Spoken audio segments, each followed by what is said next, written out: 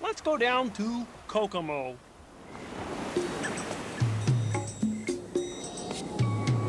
Day 2, Saturday the 17th of October, at sea. About 30 minutes after setting sail from Boston, and not 15 minutes into my safety lecture, just when Tom, the security officer, had got to the bit about pirates, I'm not even kidding, his phone rang. After much exasperation from him, and finally a firm order to call the captain on the bridge, it transpired that a female passenger was in distress and threatening to jump overboard. Certainly life at sea looked set to be anything but boring. The hysterical woman couldn't be placated enough for us to put up with her for the 48-hour sail to Bermuda, so we about turned and headed back to port from which we had only just left to offload the troubled lady. It was a false start to my epic voyage, reminiscent of one of those shambles at the Grand National, when 6 horses bolt towards the tape and one guy gets the elastic caught round his neck, whilst the starter yells blue murder at everyone as they pull up 50 yards down the track and have to skulk back to the starting position again like naughty schoolchildren. Having only had 5 minutes to have a shower after collecting my uniform before the briefing started, I decided to throw on my new attire straight away, as there was no way I'd find my way back to my cabin before 5 p.m. when my casino dealing experience was due to begin. The safety lecture then overran, meaning I'd missed the start to my very first shift in the casino. It got worse. The dealer's uniform consists of a purple shirt and black trousers. Having run out of purple ones, I was issued with 3 orange shirts. In my haste, I threw one on and headed straight off. Despite being a small size, the shirt was rather large and looked slightly ridiculous. Upon completion of the safety talk, I rushed off to try and navigate my way to the casino. Finding a toilet en route, I dashed in to spend a penny, as us Brits would say. Trying to smarten up the appearance of my orange-topped outfit, I decided to tuck the shirt into my black trousers in an attempt to look less like an escaped convict from the Department of US Corrections. Arriving at the casino some while later, having got lost again, I reported to the manager, apologising for my enforced lateness. He designated one of the floor managers to show me the ropes. The first thing this guy did was look me up and down and tell me to untuck my shirt.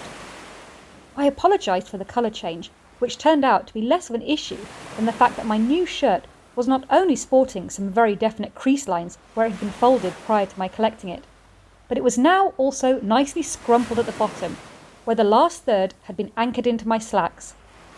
Keegan, who is from South Africa, ordered me to go and iron the offending orange item before returning back to the gaming floor. "Sure," I stammered. Where will I find an iron?" "In the laundry room," came the fairly logical reply. Right, yes, of course." I hesitated. "Do you know where the laundry room is?" asked my supervisor. I paused before confessing that of course I had no idea where the laundry room was. This place is more confusing than trying to navigate your way around the forest of Chantilly in the pitch black whilst being chased by an angry sanglier, wild boar, riding an unbroken yearling and being blindfolded. Keegan whisked me down to deck 2 and deposited me in the laundry area, telling me to return to work once I'd completed my task.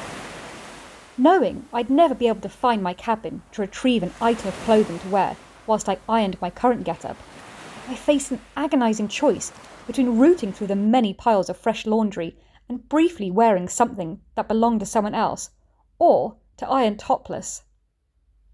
Halfway through trying to wrestle my shirt straight with the hot brick that passed for an iron, and without burning a hole in my latest fashion statement, one of my fellow NCL seamen walked in.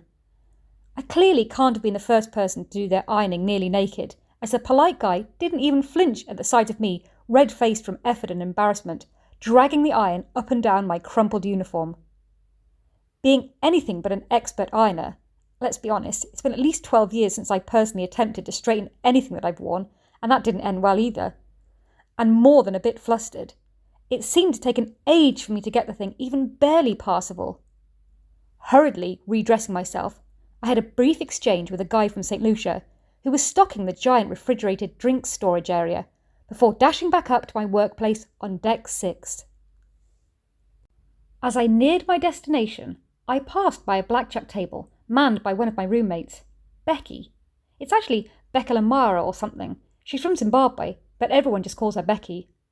"You're not wearing your name badge," she whispered loudly, giving me the heads up that I'd just broken the most fundamental rule on the ship.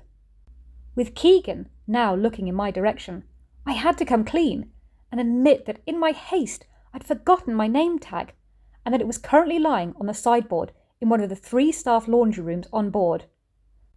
Another voyage through the crystal maze that is the crew quarters and back, plus 2 exchanges with my new Caribbean friend, where I explained my retardedness. I finally was ready to start work. NCL sure are lucky to have me working for them. Not. I now feel a certain empathy with the many work experience staff that had come through my yard whilst I was training. I used to think they went out of their way deliberately to be stupid, idiotic, and an all-round time-consuming nightmare. But no, maybe, after all, they were just trying too hard and ended up getting it all wrong. My first shift in the casino then passed without too many further dramas, and I was even let go early, midnight, as I had to take a safety exam at 8 a.m. the next morning, not forgetting that we lose an hour as we make our way to Bermuda. Having been bombarded with facts and information since the moment I stepped aboard, taking an exam on escape routes from my cabin to anywhere, or what a code Oscar means, man overboard, or nearly woman overboard in our case, was clearly going to be no easy task. I could feel the information leaking from my distressed brain at every opportunity. Thankfully, I'm not the only new hire that joined yesterday. Of the 30-something people that joined the Dawn in Boston, there was one other rookie, a graduate named Ryan from Northern Ireland. He's working in the duty-free shop peddling cigarettes, perfume and alcohol to the holidaymakers. It's nice to have a comrade, and we're both in the same boat, both literally and figuratively. As if the vessel decides to disappear into the vortex of the Bermuda Triangle, we're both assigned to the same life draft. Where that vital item is located, I couldn't tell you, and I'm not sure following Ryan will bring me any closer to it, as every time we bump into each other, neither of us are sure where we're heading, how to get there, or even where we're currently located. So please, Captain, don't let the ship sink until I can at least find my way to an open deck with the lights on, never mind in the pitch black, as I know I'll never locate my torch in the dark. And that's all for day 2. Thanks for listening. Be sure to join in for day 3's antics tomorrow. Same time, same place. Well, not literally, because this ship never stops. Be sure to subscribe so you never miss a day. And if you're enjoying it, like and share it too. Thank you!